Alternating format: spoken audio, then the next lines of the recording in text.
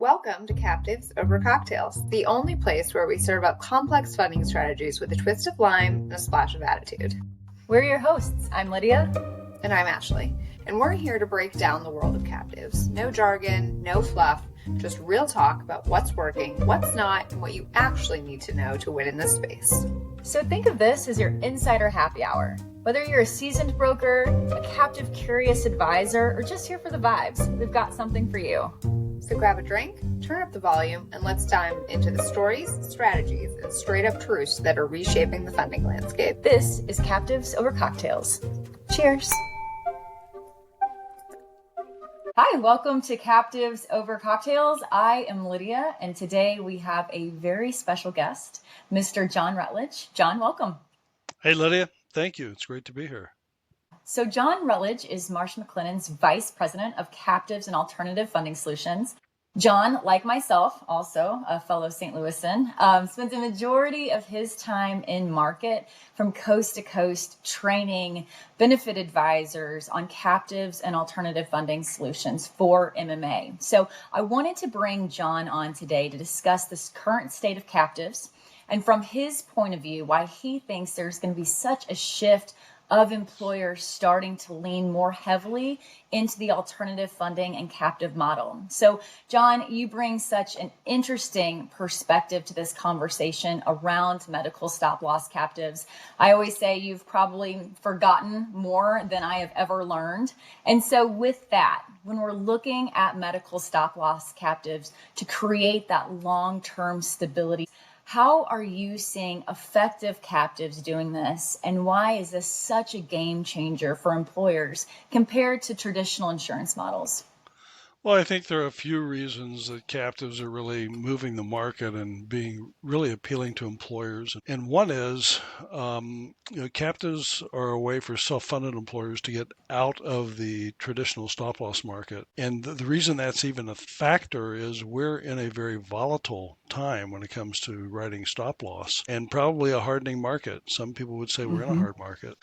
Getting out of the traditional stop-loss market right now, it can be very effective for those employers who are self-funded. And that just makes the employer less reliant on the insurance marketplace as a role. And the structure of a captive is such that it allows employers to really focus more on managing their health risk and costs and shifting more and more of the more unpredictable and larger catastrophic share of the risk away while still retaining some of the risk and managing that risk in a pooled environment. Mm-hmm. And so, when I know from our previous conversations around how important it is for benefit advisors to really kind of starting to lean into alternative funding methods, to captive methods, because if they are not talking to their employers, to their clients, to their prospects about captives, we always say someone else is. You've really had a front row seat to some pretty important shifts in this space. As an advisor, as a former advisor yourself, and as your current position, you really get to see what's going on in different markets across the U.S. So from your perspective, where do you see the medical stop-loss captives heading in the next 3 to 5 years, especially as healthcare costs continue to rise and employers are looking for more control? Yeah, well, we've seen a lot of growth in the last 5 to 10 years with medical stop-loss captives, and for the future, I see that continuing. For one thing, employers who are still fully insured, particularly in that anywhere from as low as 50 employees up to 500 employees. I think we're going to see more and more migration away from fully insured into self-funded, and captives are going to get more than their share of those employers. And the reason being, in addition to being a model that is very financially efficient, a lot of captives have brought cost containment solutions to the table as part of the package or as options that are very promising in terms of helping employers manage their costs. I'm talking options that are not necessarily the traditional network-based health insurance that most people are familiar with. MMA, as an example, has a tool called Network Navigator, which brings a lot of analysis to help employers identify who are the best providers, the most cost-effective providers for their population. And that those types of tools, those types of actuarial and data analytics really need to be deployed in a self-funded situation to be maximized. Yeah. And by using that and partnering with a captive that has the ability to structure more custom providers networks, you get great results. And really getting that transparency into your claims so you can better control costs by using those point solutions or those cost management tools. I know that as well, a cost management tool is only effective if the member actually engages in it. And so I think that you find a captive manager such as ClearPoint where we are actually reaching out to the member to hold their hand, to walk them through on how to best utilize that point solution and how best to control costs. That's really what sets captives apart that are managing their pools effectively. And that's where those employers are going to get that long-term stability. And it's important for benefit advisors as well. They want something sticky to be able to retain that client, put them in a high performance pool, be able to put them somewhere where they are being taught, led, and guided on how to best control costs. And then it's a win-win for everyone. So with that, we talked a little bit about, we're seeing the shift from traditional captive models to the more accountable risk managed structures. So what do you think is driving that change in the market? And where do you think advisors and employers, or how rather, do you think employers and advisors are adapting?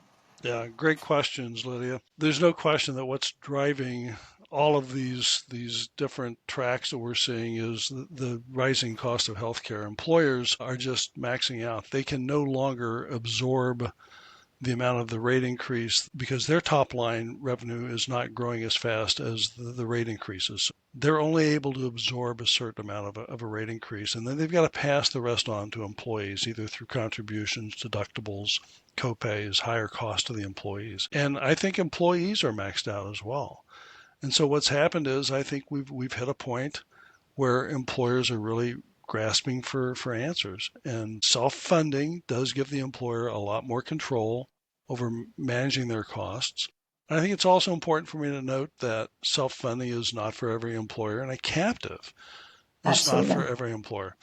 But for those employers who do want to manage their health risk, a captive can be a great option because it allows the employer to participate more in the underwriting profits and get those dividends. Right. So it's all kind of cost driven, and I think as far as what advisors need to do, we've as advisors, as brokers, have invested heavily in creating we've had a lot of services. We've invested in things that increase our service delivery to our employers. And things are evolving, and we've got to stay up to date on new and innovative cost containment techniques. We have to understand that the traditional network-based model is not the only model out there. It has been the dominant model for 3 decades. But things like reference-based pricing, narrow networks, direct provider contracting, cash pay systems, there are alternatives that a lot of captives are incorporating into their model that whole promise of maintaining rates or lessening the rate increase or the increase of cost for employers. And I think brokers really have to invest in learning about those models and who's doing what. Yeah, and I think that's why your role is so important. And I love what you're doing because you're going to these markets and you're educating on alternative funding, on captives. You're making the introductions, but you're equipping MMA's advisors with all the tools that they need to succeed in market. MMA has a fantastic, robust set of solutions and resources to then back that up. And so really just making sure that advisors are constantly evolving and learning and being able to articulate the importance of alternative funding or a captive solution to an employer. And you're right, the fully insured model has been the easy button for a long time. And there are some groups that need to stay there. Without a doubt, not every group needs to be in a captive. Not every group needs to lean into alternative funding. And so the groups that are ready, though, that potentially are overpaying or that would benefit from cost management solutions to really help turn those levers to be able to control costs. That's what benefit advisors need to be able to articulate to the employer and be able to explain it as, hey, getting out of a fully insured arrangement, right? It's not as disruptive as they think. So I guess to close, John, is there anything that you'd like to leave us with today? Any trends that you're seeing around captives, alternative funding, just any bits of knowledge that you'd like to pass along? Well, one thing I'd like to mention is, we talked how self-funding and captives are not going to be for every employer. Mm-hmm. And just kind of building on some of your comments, Lydia, we've built a very comprehensive guide to self-funding. So employers have a tool, kind of a roadmap, a playbook, if you will, that's available. So for those who are plugged into MMA, ask your MMA broker about that. In terms of trends, I think we're in for more rate increases when it comes to healthcare. And so I see some of the alternatives that we talked about earlier, narrow networks, direct provider contracting, reference-based pricing. I think the time has come for employers to really take a look at those. Advisors really have to understand the financial workings of a group captive and how it can help not only create a risk pool that employers can be a part of, but how that benefits employers by being more financially efficient, if you will, and allowing employers who really want to manage their health risk can really gain financially from doing that. That's great. Well, John, thank you so much for joining us today. I appreciate the work you are doing to bring more awareness to the captive and alternative funding space. And cheers to a great rest of the year.